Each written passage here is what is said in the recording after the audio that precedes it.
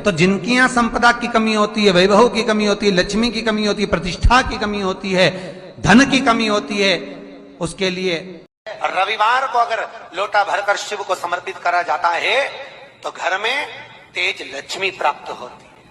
एक बात और बहुत अच्छे से सुनिएगा, शायद आपकी जिंदगी को सवार हो।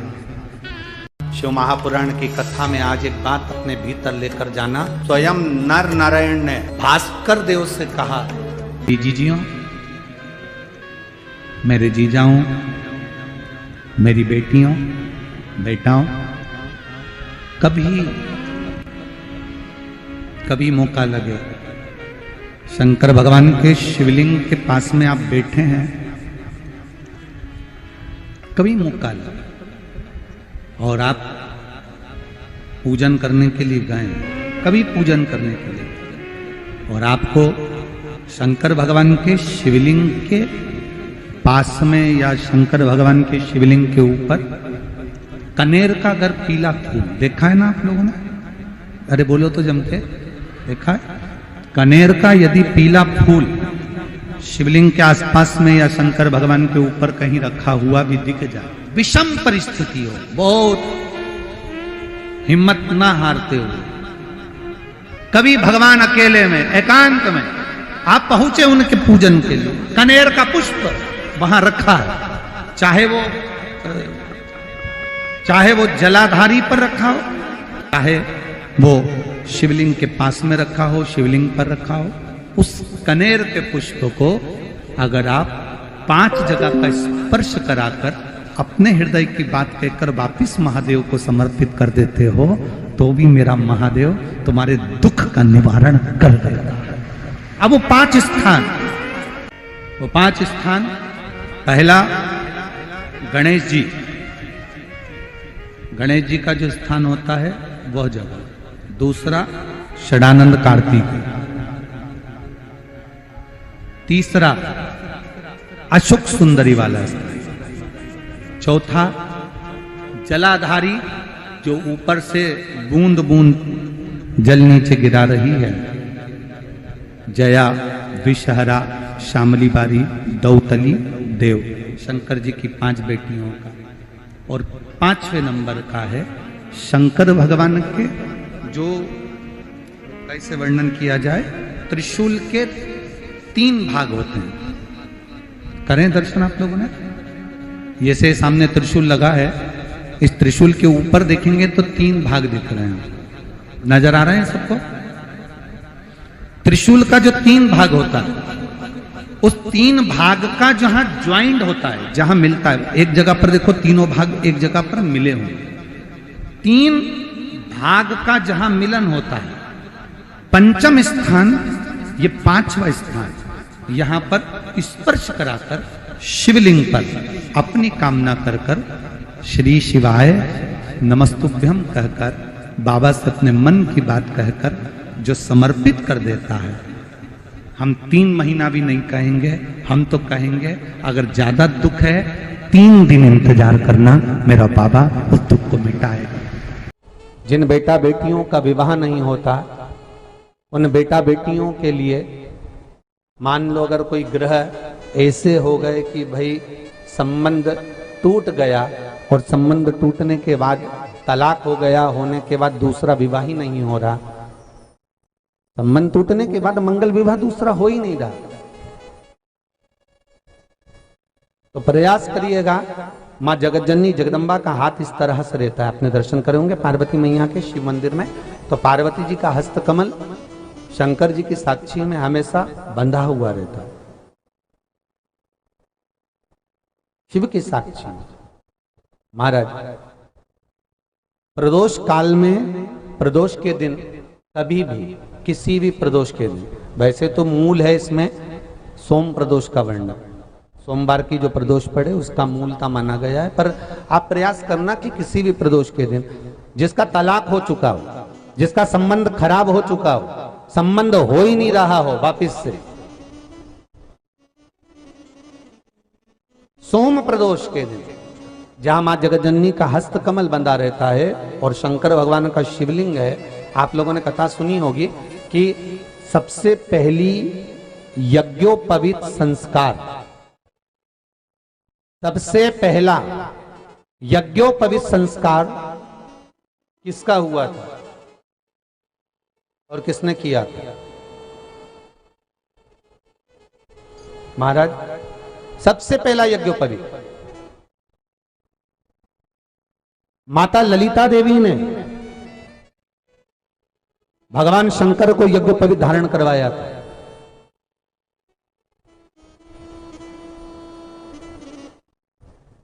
मां ललिता देवी ने सूत्र बनाकर अपने हस्त कमल से भगवान शंकर के सम्मुख में बिठाकर भोलेनाथ जी के हस्त कमल से स्वतः सूत्र बनाया था। भगवान शंकर प्रसन्न हो गए थे, बहुत प्रसन्न भोलेनाथ जी। इसलिए शंकर भगवान ने ललिता देवी को 2 वर दिए थे, एक किसी का अश्रु नहीं देखूंगा, दूसरा जो यज्ञोपवीत समित समर्पित करेगा, यज्ञोपवीत का भाव जो मुझे देगा, उसके जीवन में बाधाओं को हर लूंगा। इसलिए आज भी हिंदू धर्म में देवताओं को जो यज्ञोपवीत चढ़ाया जाता है वो उलझा हुआ नहीं होना चाहिए। देवताओं को जो यज्ञोपवीत चढ़ता है उसको सुलझाकर चढ़ाया जाता है, समर्पित करेगा। अब कई विद्वान ब्राह्मण ऐसा कैसे यज्ञोपवीत में हल्दी लगाकर छोड़वा देते हैं, परंतु वो उलझा हुआ रहता है। वो सुलझा हुआ अगर चढ़ाएगा तो जो जजमान पूजन कर रहा है, जो जजमान पूजन में लगा हुआ है, उसको पूर्ण फल की अनुभूति हो, पूर्ण फल का प्राप्ति हो और ब्राह्मण भी बंधन से मुक्त हो। ललिता देवी जी तो हमारे यहाँ भौम सोमवार का जो प्रदोष हो, उस प्रदोष के दिन जिसका मंगल विवाह नहीं हो रहा है, सारी तकलीफें झेल रहे हो, बहुत कष्टप्रद हो, तो माँ का जो हस्त कमल है, उस हस्त कमल से लेकर शंकर भगवान के शिवलिंग तक एक कच्चे सूत की धार बनाई जाती है। महाराज 6 धार कच्चे सूत की बनाई जाती है। यहाँ शंकर भगवान का शिवलिंग है, यहाँ माता का हस्तकमल है, हस्तकमल से चालू होकर शिवलिंग, शिवलिंग से चालू होकर हस्तकमल, ऐसी 6 धार बनाई जाती है हमारी। और धार बनाकर उस धार पर माखन का लेपन किया जाता है भगवान शिव को। जैसा ललिता माता ने भगवान शंकर से वर प्राप्त करा था, उसी तरह फिर उस लेपन को लगाने के बाद उसको उतारकर उसी को लपेटकर शंकर भगवान पर उसको चढ़ा दिया जाता है, मात्र अपनी मंगल विवाह की कामना कर कर। अगर कोई कुंवारी अवस्था में कर रहा है तो उसमें हल्दी लगाए, और अगर कोई शादी होने के बाद, संबंध टूटने के बाद दूसरी शादी के लिए कर रहा है तो उसमें हल्दी ना लगाए। बस इतना अंतर रहता है। कथा आती है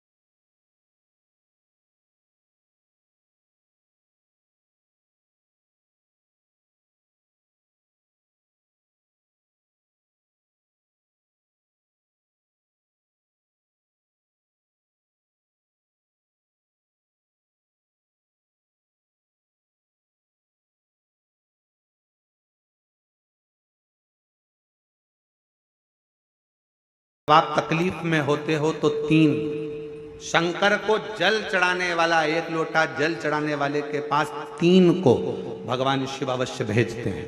दुख को समाप्त करने से पहले तीन को मेरा शंकर आपके दरवाजे पर जरूर भेजता है। पहले नंबर पर मां आद्य शक्ति दुर्गा को आपकी पड़ोसन के रूप में, आपके रिश्तेदार के रूप में, आपके कुटुंबी के रूप में, आपके संबंधियों के रूप में, किसी ना किसी के रूप में आपके पास भेजकर बोलेंगे, क्यों घबराती हो, क्यों चिंता करती हो, क्यों टेंशन लेती हो।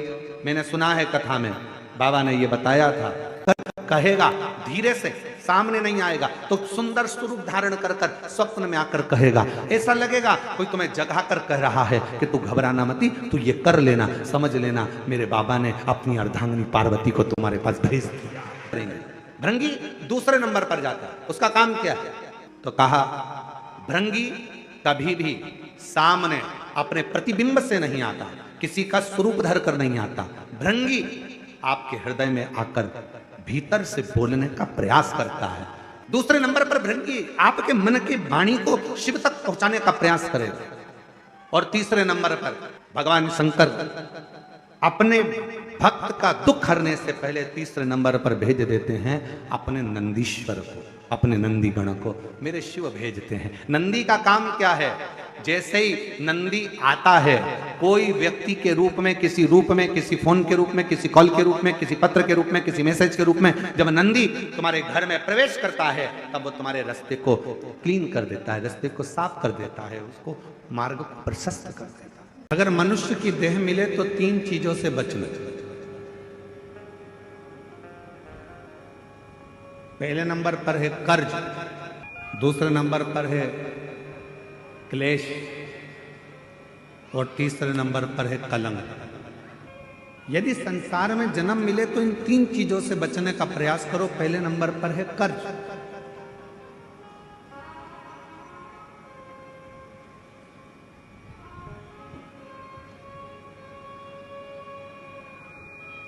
थोड़ा सा भी कर्ज हमारे जीवन में अगर हो जाता है, थोड़ा सा कर्जा आ जाता है तो वो कर्जा बढ़ते बढ़ते बढ़ते बढ़ते एक दिन हमारी जमीन को, हमारी जायदाद को, हमारे मकान को भी बर्बाद कर देता है।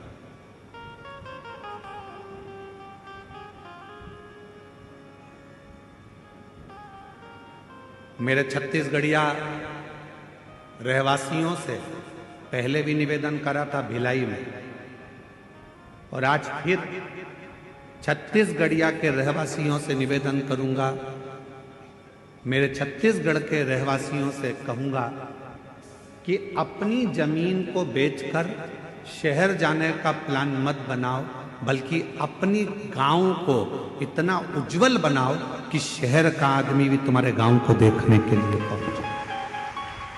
एक सच्चा छत्तीसगढ़िया, हम अपनी भाषा में कहते हैं जय जोहार।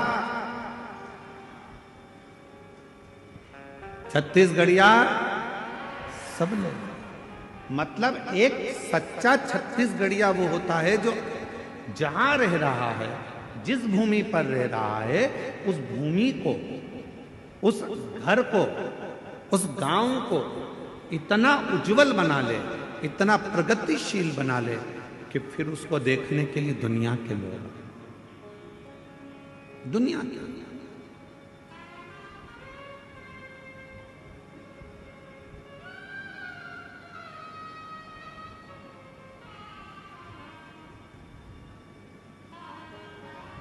यहाँ जितने छत्तीसगढ़ के मेरे जीजी जीजा बैठे हैं, आप सब कोई साधारण नहीं हो। जितने भी बैठे हो आप भगवान श्री राम जी के नाना जी और नानी जी हो। छत्तीसगढ़ वालों को ये गौरव होना चाहिए कि हम कौशल प्रदेश के हैं, माँ कौशल्या जी के गांव के हैं और भगवान राम जी हमारे भांजे हैं। सहजता नहीं है।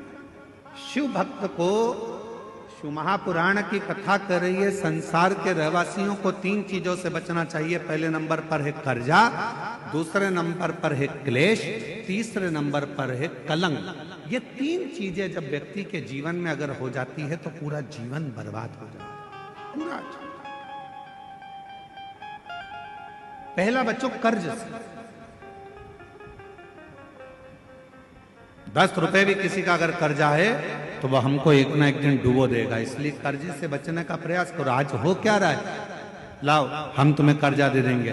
बड़ी बड़ी कंपनियां खुली हैं, बड़े बड़े बैंक खुले हुए हैं, जो दिन रात मोटरसाइकिल पे अपने अपने फ्लेक्स लगाकर दिन रात कहते हैं लो एक दिन में हम लोन देते हैं। गाड़ी पर लोन ले लो, मकान पर लोन ले लो, जमीन पर लोन ले लो, लोन ले लो, लोन ले लो, पैसा ले लो, पैसा ले लो। आज क्यों देने को तैयार बैठे? वो चाहते हैं कि आप थोड़ा सा लोन लोगे, धीरे धीरे वो चुका नहीं पाओगे तो एक दिन तुम्हारी जमीन भी चली जाएगी, मकान भी चले जाएगा, और मालूम पड़ा एक दिन जो रखा हुआ धन है वो पूरा बर्बाद हो जाएगा।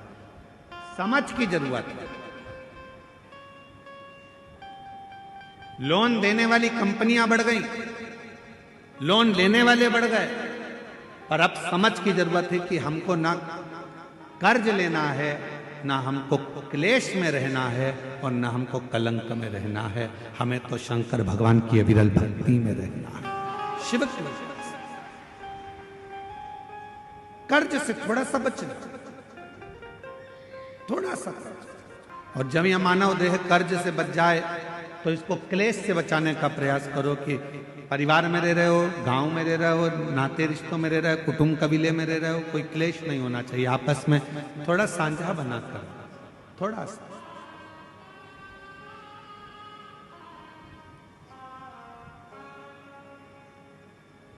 आप सबको मालूम है महीने में 2 एकादशी आती है तो 2 प्रदोष आती है। कभी किसी से पूछो कि भगवान शंकर का यह अविरल त्योहार प्रदोष का व्रत क्यों आता है? क्यों भगवान शंकर की आराधना प्रदोष के दिन करी जाती है? क्यों कभी सोमवार होम प्रदोष आ जाती है, कभी गुरुवार का प्रदोष आ जाता है, कभी शुक्रवार का प्रदोष आ जाता है, कभी कोई प्रदोष आ जाता है। ये प्रदोष का व्रत क्यों आता है? उसका एक कारण है, भगवान शंकर प्रदोष का व्रत धारण कर फिर अगला जो दिन होता है उस दिन मेरे शंकर भगवान अपने सारे गणों के साथ नंदी, भृंगी, श्रृंगी, नर, गंधर्व, अप्सरा, किन्नर, देवता, पशु, पक्षी जितने भी होते हैं मेरे शिव सबके साथ बैठकर अपना महाप्रसाद ग्रहण करते हैं।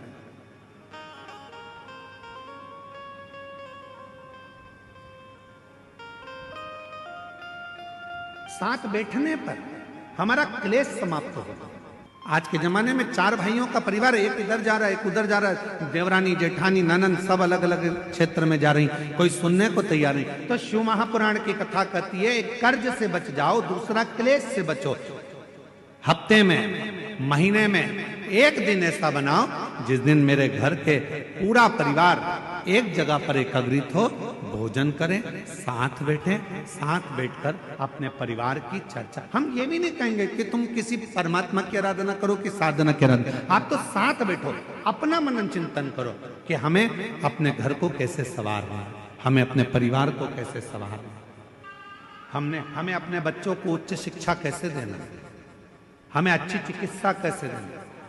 हम कहीं आडंबर में तो नहीं फंस रहे, हम कहीं गलत जगह पर तो नहीं फंस रहे। आडंबरों से मुक्त कैसे करें? आज थोड़ी सी बीमारी आती है और लोग भटकना चालू कर देते हैं, यहां जा रहे हैं, वहां जा रहे हैं, तबीयत खराब हो गई तो यहां जाओ, वहां जाओ। हमने जब से शिव महापुराण की कथा बाची है, एक बात हमेशा कही है कि सबसे पहले अगर शरीर में कष्ट है तो अपने गांव के प्राथमिक चिकित्सा केंद्र में जाओ, उसके बाद फिर शहर के हॉस्पिटल में जाओ, फिर शहर के हॉस्पिटल से जिले के हॉस्पिटल में जाओ, फिर जिले के हॉस्पिटल से फिर कोई बड़ी सिटी के कोई हॉस्पिटल में जाओ। कहीं भटको ना। बड़े हॉस्पिटल में कब जाना? जब पहले छोटे हॉस्पिटल में जाना। बड़ा हॉस्पिटल वाला क्या करेगा? तुम्हारे पहले की हॉस्पिटल की फाइल दिखाओ, साहब ये हमने हमारे गांव के हॉस्पिटल में दिखाया था, साहब ये हमारे कवर्धा में दिखाया था, साहब हम फिर बिलासपुर पहुंचे, साहब अब हम रायपुर आए हैं, ये देखो हमने ये जांचें कराई है, छोटे हॉस्पिटल से बड़े हॉस्पिटल तक जाओ। पर आजकल व्यक्ति क्या करता है, डायरेक्ट बड़े में जाने की सोचता है। उसी तरह जैसे गांव के लोग इकट्ठे हुए और कहां जा रहे हो साहब, तो कहा हम अमरनाथ जा रहे हैं। कहां जा रहे हो साहब, हम केदारनाथ जा रहे हैं। तो हम उनसे पूछे, भैया तुम अमरनाथ जा रहे हो, बड़े हॉस्पिटल में जा रहे हो, तुम केदारनाथ जा रहे हो, बड़े हॉस्पिटल में जा रहे हो। पर ये तो बताओ कि प्राथमिक चिकित्सा केंद्र पहुंचे कि नहीं पहुंचे। पहले अपने गांव में जो शंकर जी का मंदिर है उसमें जाना चालू करा कि नहीं करा, पहले शिव जी के मंदिर में जाना चालू करा कि नहीं करा। आज का व्यक्ति अमरनाथ जाना चाहता है, आज का व्यक्ति केदारनाथ जाना चाहता है, पर आज का व्यक्ति अपने घर के पास में जो शंकर जी का मंदिर है वहां जाना नहीं चाहता। लोग देखेंगे, हंसेंगे, ताना कसेंगे, कोई कुछ कहेगा, कोई कुछ कहेगा। पहले चिकित्सा केंद्र, प्राथमिक चिकित्सा केंद्र जाइए, पास के मंदिर जाइए। और जब आप प्राथमिक चिकित्सा केंद्र में जाएंगे तो बड़े हॉस्पिटल तक पहुंचने की जरूरत नहीं पड़ेगी, ये निश्चित। कर्ज से बचो, क्लेश से बचो। हफ्ते में एक दिन ऐसा बनाओ कि हमारा घर, हमारा परिवार, हम सब बैठे भगवान शंकर प्रदोष का जब आनंद करते हैं तो भगवान शिव सारे नंदी, भृंगी, श्रृंगी गण जितने भी हैं, देवता, किन्नर, गंधर्व जितने भी हैं, सबको एक साथ लेकर बैठते हैं, सबको एक साथ लेकर प्रसाद ग्रहण करते हैं, प्रसाद एकजुटता, क्लेश से। और तीसरे नंबर पर कहा कलंक से बचिए।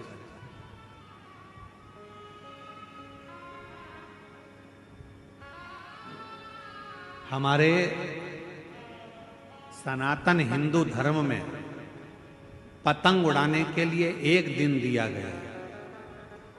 यहां उड़ाते पतंग? अरे बोलो तो जम के।